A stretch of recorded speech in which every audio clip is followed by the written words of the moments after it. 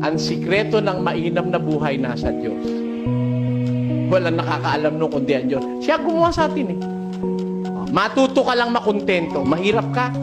Learn to be content of what you are and you will be contented. Diba? Makontento ka lang kung ano ka. Kaya ako, ganun ang aking paniniwala eh. Gaya ni San Pablo, sa 4 ng Filipos, ganito ating mababasa. Marunong akong magpakababa at marunong naman akong magpakasagana.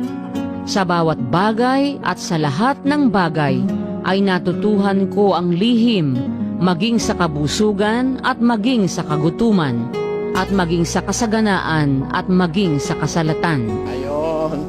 Marunong akong sagana. Marunong din naman ako mahirap. Marunong akong masalat. Marunong naman akong marami.